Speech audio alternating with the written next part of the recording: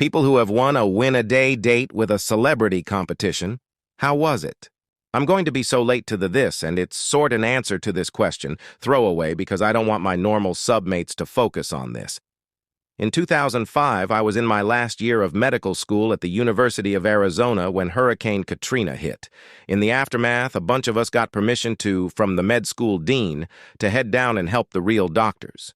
There were so many of us that we had a lottery system. I think UOFA had a grant or donation to pay for 5-6 of us, and basically the whole class volunteered. Well, I got picked and went. It was hard, sad, and grueling work.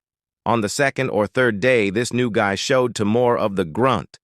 Work in our little section, trash pickup, food delivery and handout, etc. I didn't recognize him at first, but after a minute the place was abuzz with the news that Brad Pitt was working with us, and sure enough, it was him. He absolutely worked his ass off too, and after the first day the shock wore off, it became no big deal. On many occasions over the next few days, Brad Pitt emptied out my trash cans, got me clean linens, and even lunch. Those military pre-made meals is what we ate.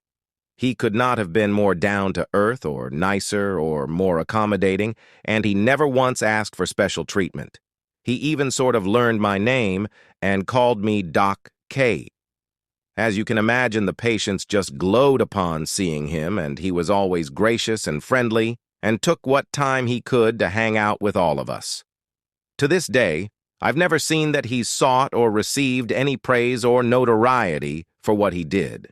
Contrast that to the other guy who had photo ops done of him, standing in a canoe with a shotgun plastered all over the media. He left very unannounced, and we were told it was because he didn't want fanfare and his departure to distract from what we were doing. Still, to this day, one of the most memorable experiences of my life, and I will always have a tremendous respect for him. When I was 10 years old, I was a huge Star Wars fan. My mom happened to be dating a dude who was pretty into the convention circuit at the time, and so he took me to a Star Wars convention. This was '96, cons weren't a huge thing, but the lineup of cast was actually pretty good. Among them were Peter Mayhew, Chewbacca, Kenny Baker, R2-D2, David Prowse, Darth Vader, and Jeremy Bulloch, motherfucking Boba Fett. I'll never know if we actually won this contest or if Mom's boyfriend pulled some strings, but he disappears for a minute and comes back saying we won a dinner with the cast. At the Spaghetti Factory, my favorite restaurant at the time, as we were leaving, we see Jeremy Bulloch walking through the parking lot.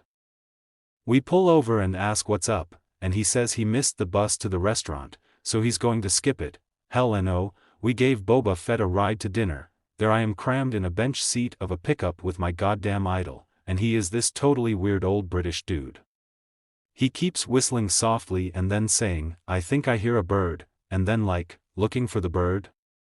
I guess he was trying to entertain me, but I was too starstruck to understand what the hell was going on. Dinner was awesome. I sat across from Kenny Baker and I remember being amazed at how tall and beautiful his wife was. Peter Mayhew was the coolest. He was wearing a tie-dye Chewbacca shirt, and went out of his way to come and joke around with me. I haven't seen it in years, but I used to have a picture of him giving me noogies. Just the friendliest dude, everyone was super cool, but at 10, I spent most of it being quiet and shy and not understanding most of the grown-up talk. It was still one of the greatest experiences of my life. Almost forgot the ending. Mom's boyfriend wrote letters back and forth with Jeremy Bulloch for a while after that. He did that kind of thing. He showed me a bunch of letters between him and Jerry Ryan too. One of them said, "Make sure you say hi to the kid." I don't know if it was prompted, but I've always really appreciated it. And Peter Mayhew, if you see this, I'm sure you don't remember it, but thanks for making young me's day. I'll never forget it, and I'll never stop telling this story. When I was 19, I was into retro movies and music and very much out of the loop when it came to modern-day celebrities. I was working at an innovation store in Miami, not Sharper Image, the other one, and a nice-looking, muscular man in a tight black t-shirt and cargo pants came in. I asked him if he needed help, and he asked me a few questions and proceeded to buy about $1,000 worth of merchandise from me, not unusually high sale for that area. During the time I was helping him, people kept staring and whispering, and I assumed it was because of his physique. A guy like this does stand out. After the transaction was finished and I wished him a good day, I went back to the sales floor when my boss grabbed my shoulders and started screaming, "Oh my God! Oh my God!" I looked at him like he was nuts and asked him what was wrong with him. He looked at me like I was crazy and said, "You don't know who that guy was?" I didn't. "That's The Rock." I shrugged, still in the dark, and went back to work. I wish I could go back to that day in 2001. Back when the Spice Girls were big in the early 2000s, they were in town for a concert. A local radio station was doing a contest where you call in to win breakfast with the Spice Girls. I was a young teenage boy back then, who was at home sick from school that day, so for shits and giggles I decided to call to try to win. I ended up winning. The radio station asks me my address and says the tour bus will be in front of my house in an hour. I am nervous as shit, because the Spice Girls were about to be at my house, and I'm just here all alone. Mind you, I am the shyest person you will ever meet, and a tour bus full of the hottest girl band on the scene was about to be at my house. So the bus finally arrives. Only it wasn't really the Spice Girls. It was 4 old ladies who called themselves the Spice Girls, who were cooks. They ended up making scrambled eggs, pancakes, and toast for me on the tailgate of their bus. It was the strangest, weirdest, most awkward thing ever. And no one but me was there to witness it. Won a contest to meet Britney Spears, don't laugh, and inadvertently wound up being on stage with her. It was a contest to get front row seats, and I didn't realize at the time that the winners would end up actually being part of the show. It was all very pleasant. Both she and her team were totally professional and couldn't have been friendlier. I was notified via email about 3 weeks before the show about my winning the contest, and the coordinator provided me with all the details I would need when the date came. I had to get to the venue a little early and meet with her security team and sign legal documents, etc., etc. Say I wouldn't sue them if I fell on stage and all that jazz. A nice added surprise was that one of her handlers, her fiancé at the time, ended up taking me backstage to meet her, where she signed a tour book and we chatted for a few minutes, sort of a meet and greet type deal, but as far as I know it wasn't part of the prize package. Showtime came, we watched from the front row. I did my little number with her. It was a little lap dance that she gave me during a song, and that was that. Had a great time. As a PS, her fiancé mentioned above was super chill and took pictures on his phone for me since mine was confiscated at the gate. Couldn't have been nicer.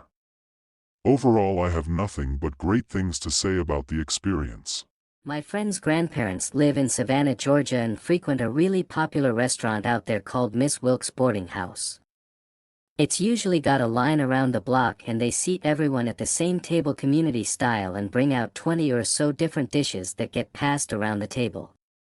Fried chicken, biscuits, butter beans, collard green, the works.